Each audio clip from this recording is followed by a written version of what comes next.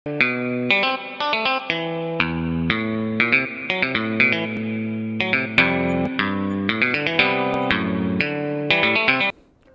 God Lover yang dikasihi oleh Tuhan Yesus, senang boleh kembali berjumpa dengan saudara dalam program Praise and God malam hari ini bersama Diaspora TV.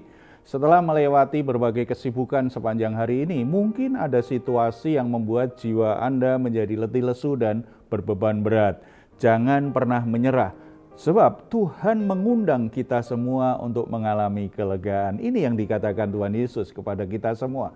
Marilah kepadaku semua yang letih lesu dan berbeban berat, aku akan memberi kelegaan kepadamu. Puji Tuhan, mari kita imani janji Tuhan ini, kita imani undangan Tuhan ini, kita membawa semua pergumulan kita kepadanya, percayalah kelegaan Tuhan berikan, kita akan bisa melewati semuanya berkemenangan karena Tuhan menyertai kita semua. Kita bersatu dalam doa.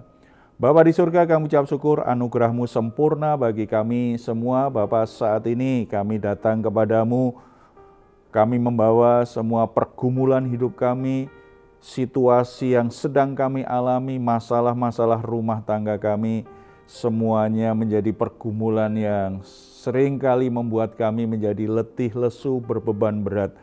Kami membutuhkan kelegaan dari-Mu, angkat semua beban hidup kami, beri kami keringanan dalam menanggungnya, dan kami sangat percaya anugerah-Mu cukup bagi kami untuk melewati semuanya dan menyelesaikan semuanya dengan berhasil. Biarlah melalui apa yang terjadi dalam hidup kami, nama Tuhan dipuji dan dimuliakan. Bapa, saat ini kami siap mendengar firman-Mu dalam nama Tuhan Yesus. Amin. Saudara-saudara, ketika orang menjadi berhasil, ketika orang sukses dalam segala hal, mungkin pekerjaannya berhasil, dia semakin hari karirnya semakin meningkat, atau bisnisnya juga sukses sehingga dia berlimpah dengan kekayaan, atau bisa saja keberhasilan itu di sisi yang lain ketika dia meniti karirnya dalam dunia hiburan, dia semakin populer, dia semakin terkenal.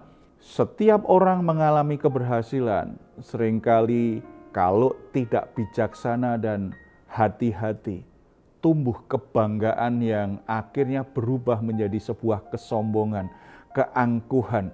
Dia pikir semua pencapaian dalam hidupnya itu pantas dia terima karena dia memang hebat, karena dia memang pintar, karena memang punya kapasitas untuk hal itu. Dia lupa akan anugerah Tuhan. Kalau ini terjadi, pelan tetapi pasti, makin lama hati kehilangan iman. Yang ada adalah kesombongan, keangkuhan untuk menentang Tuhan. Atau kalau tidak, memakai hal-hal yang sifatnya rohani, kegiatan-kegiatan keagamaan untuk membungkus motivasi keangkuhan dan kesombongannya, bahwa dia adalah orang yang rohani, orang yang baik, tetapi dalam hidup hari-hari tetap saja menentang Tuhan, melanggar firman Tuhan, berdosa terus berdosa. Karena dia pikir dia hebat, dia yang dibutuhkan Tuhan, bukan Tuhan yang membutuhkan, bukan dia yang butuh Tuhan, tetapi Tuhan yang membutuhkan dia. Karena dia begitu terkenal dan hebat. Hati-hati ketika hal ini terjadi. Hati-hati ketika ada pikiran bahwa kita bisa menentang Tuhan, bisa melawan Tuhan karena kita merasa sebagai orang yang hebat. Kita akan lihat kebenaran firman Tuhan bahwa tidak ada satu orang pun yang sebenarnya mampu menentang akan Tuhan. 1 Samuel pasal yang kelima ayat 1-12. Tabut perjanjian di sini kan kalau kita baca perikop sebelumnya, pasal sebelumnya, tabut perjanjian itu dirampas oleh orang Filistin. Tabut perjanjian itu lambang kehadiran Allah di tengah-tengah umat Israel.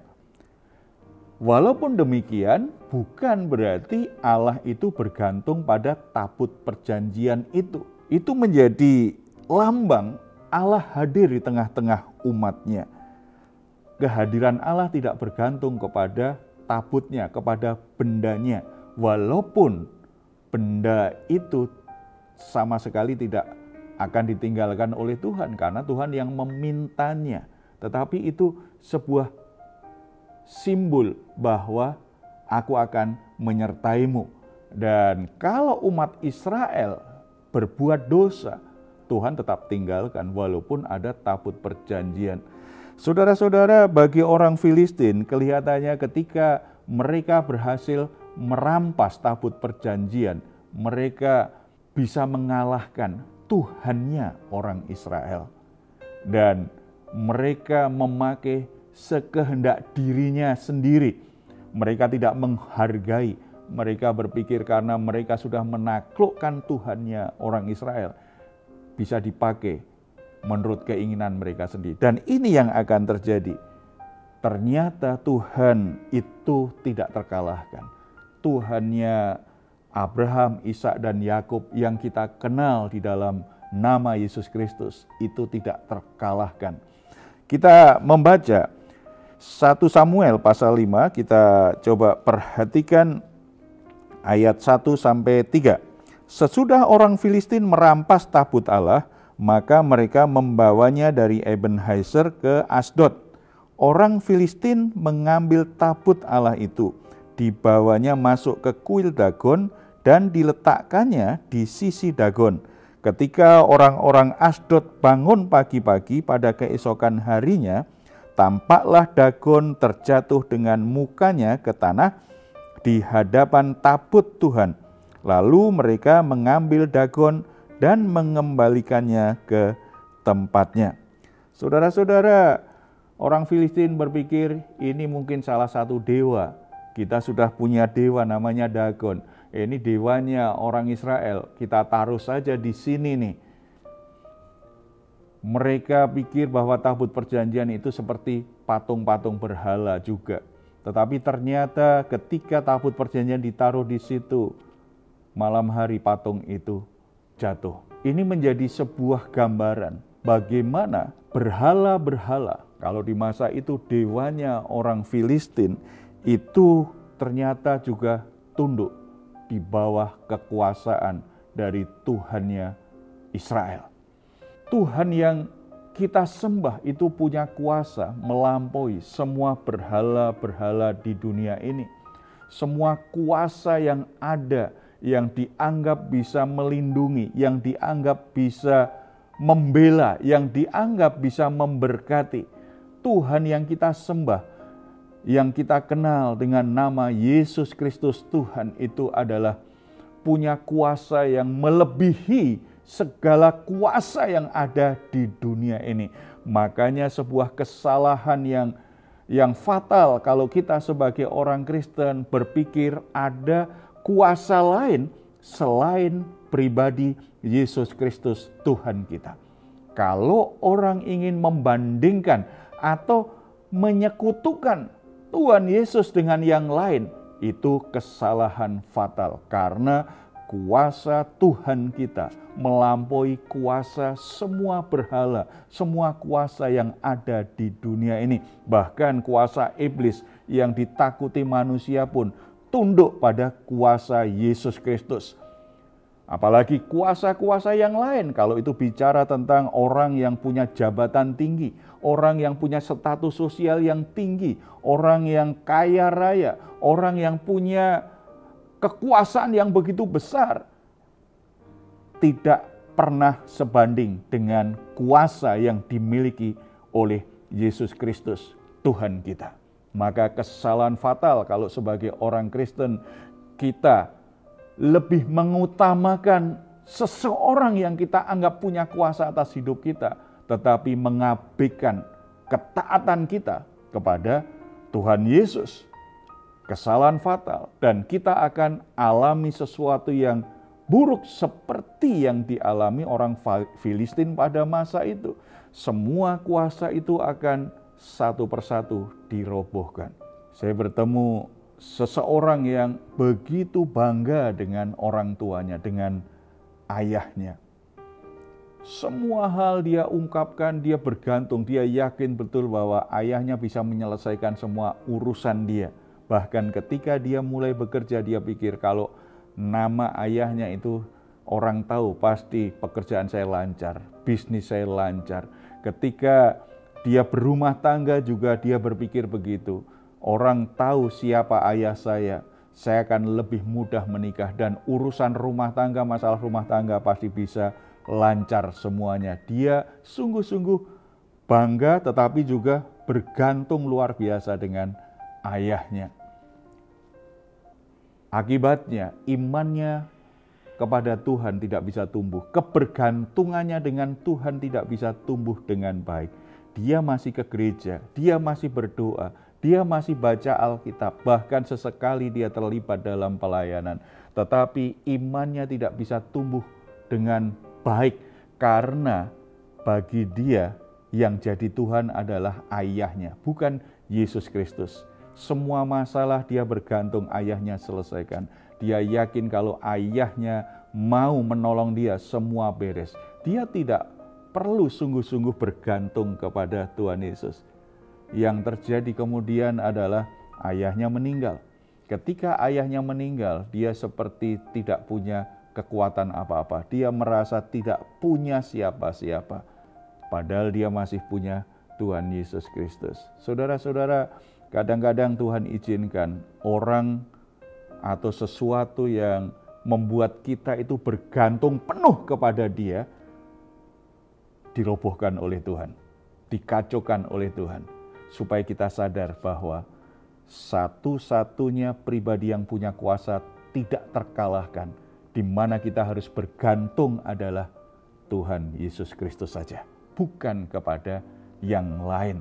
Tidak hanya itu, kemudian mereka lihat kok ini patung dewa kita jadi jatuh. Akhirnya mereka inisiatif, kalau begitu kita pindah ke tempat lain supaya tidak mengganggu dewa kita.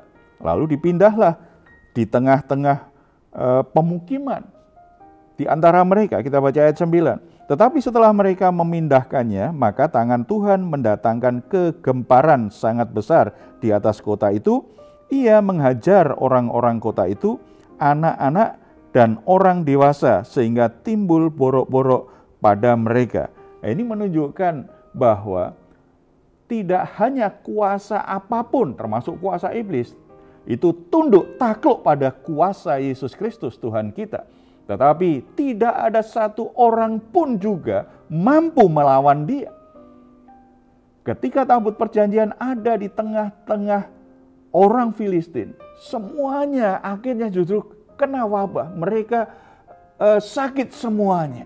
Artinya tidak tahan menghadapi kekudusan Tuhan, menghadapi kemuliaan Tuhan, kuasa Tuhan. Mereka tidak tahan sehingga mereka menjadi sakit. Saudara-saudara, kalau tidak ada satu orang pun yang sanggup melawan Tuhan, jangan coba-coba kita juga melawan Tuhan. Kita harus belajar untuk sungguh-sungguh menghormati Dia. Ketika kita mendengar firman-Nya, ketika Tuhan menunjukkan arah pimpinannya kepada kita, kita harus belajar untuk tunduk, untuk mengikuti kemana Tuhan inginkan kita lakukan. Jangan coba-coba untuk melawan Tuhan, untuk memberontak Tuhan, untuk melakukan sesuatu yang justru bertentangan dengan maunya Tuhan. Kita tidak akan pernah menang, kita pasti akan kalah. Orang-orang Filistin yang mampu mengalahkan orang Israel, bahkan merebut tabut perjanjian pun, akhirnya mereka tidak ada yang berdaya. Saudara-saudara, dari perikop ini kita diingatkan dua hal penting. Jangan pernah mengandalkan seseorang atau sesuatu melebihi kita mengandalkan Tuhan. Yang kedua, jangan sombong sepertinya kita lebih tahu dan lebih mampu dari Tuhan, supaya kita tidak mengalami perjalanan hidup yang banyak gagalnya dan banyak alami masalah. Mari kita bersatu dalam doa. Bapa di surga, kami bersyukur firman-Mu hari ini mengingatkan kami bahwa Engkau adalah Tuhan yang tidak terkalahkan. Engkau adalah Tuhan yang punya kuasa tidak terbatas. Engkau adalah Tuhan yang punya otoritas atas segala sesuatu. Tidak ada satu kuasa pun yang mampu menandingi kuasa-Mu. Tidak ada kuasa yang sanggup mengalahkan Engkau.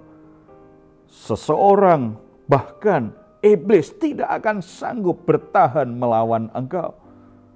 Oleh sebab itu Bapa, biarlah kami belajar untuk tunduk, menyerah, dan menggantungkan hidup kami sepenuhnya kepadamu.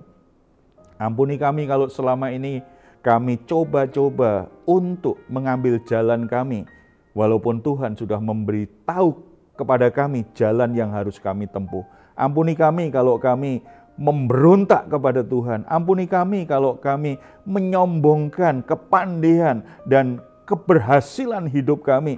Sepertinya itu sepenuhnya karena kehebatan kami. Kami lupa bahwa itu adalah anugerah Tuhan, itu adalah berkat-berkat Tuhan.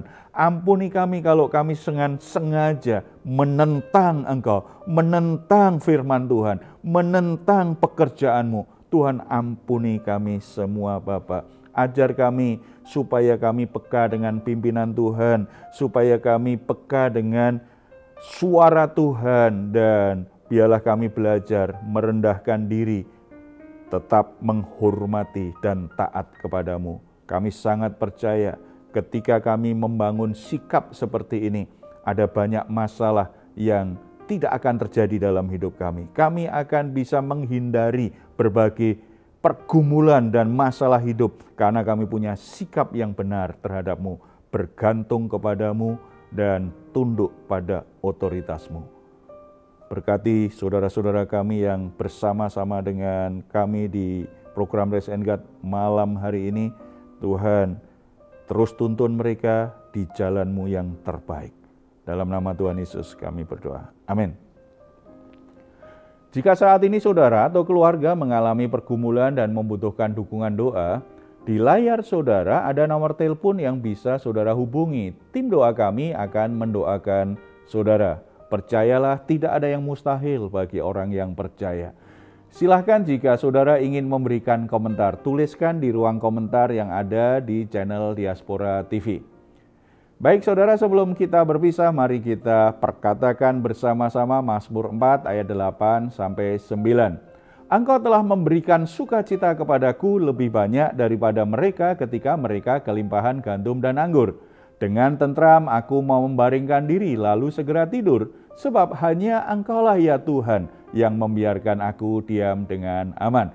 Puji Tuhan, selamat beristirahat. Mari kita semua mengalami Raise and Guide malam hari ini di dalam hadirat-Nya. Tuhan Yesus memberkati kita. Salam.